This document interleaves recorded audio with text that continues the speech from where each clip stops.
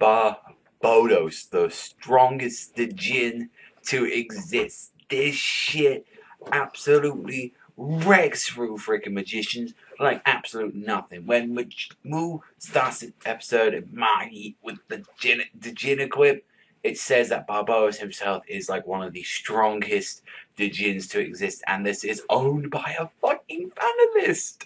And he's just going through the city like he's trying to attack Alladin, and he was gonna use this on like Mongma, and he's just like realized that he's like I can't use this on the Chancellor right now. The biggest threat of Magnostat right now is Alladin, and when he tries to hold him off, saying like he can't hardly even use this for a minute, that's how weak his Magi is, and he's just going through using extreme magic left and right. Alladin tries to block him, he tries to do like his little sound magic with his staff like that, and he just like swipes his sword and it goes through his staff, the old staff that he's had from the old lady all these years, going like that, completely crushed. And then as well, when he's just like nearly about to run out, he's saying, fuck it, I'm using my last bit of power on destroying that city right now, as he like charges up the extreme magic. And then someone arrives with that mod sword. Yes, Alibaba arrives to save Alladin and Magnostat as well, and he's like, oh, what the fuck are you doing? I thought you was on our side, you know, you freaking traitor. And he's saying like, this is the person I've been talking about all this time on the ship, and this is the one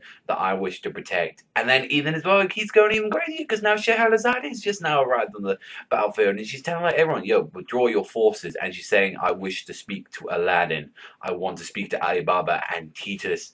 And we find out a lot of stuff on that boat, and mainly one really important thing. Apart from finding out that Scheherazade is also a clone as well. Like, apparently her body is still a flame, and she's using this clone as a way to talk to it, the same way as Titus, because her real body is actually like 268 years old. You're like, that's one old ass bitch right there. So she can't exactly move on herself, so she has to use these clones to get around. But the whole point of the episode, I felt, was what Alladin told us when he was wondering he doesn't want this world happening to the same as Alma Toran, another world that had the same events of this world, which is the dark spot, a hole in the world that is created from a vast amount of Magui and Black Fluke was caused by Al Salmon, and thanks to Solomon, the human race was moved to this world from the next. And it's like, and now Al Salmon wants to do this again, and Solomon isn't even around.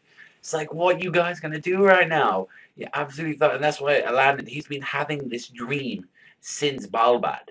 He's been having this like ever since he used Solomon's wisdom for the first time, and he's been trying to think of ways, you know, how can I stop this? How can I prevent this? And it's like Magnostat has the triggers, and he's like saying this war is one of the triggers, and we just need, like, you know, Mogmet to do the last trigger, and we can't have that happening like right now. And it was just like really crazy, because like Alibaba was like, you know, smashing on their head saying, you know, how could you keep something from that day? We always get through things like this together. And it's like, it was really nice to see in this episode Alibaba and Aladdin like getting along like they did all times. I mean, it doesn't feel that long that they've been separated in the anime, but in the manga it really felt long, and it still, even that still gets to me, this episode. And Hazade is actually apologizing to Titus and actually letting him go, saying like, the reason I've been keeping you down is saying like, because the whole we ain't gonna last that long. Shahrazade's body is dying. It's like we've probably got a month to at least a few days left, like, so use them wisely. But how that episode ends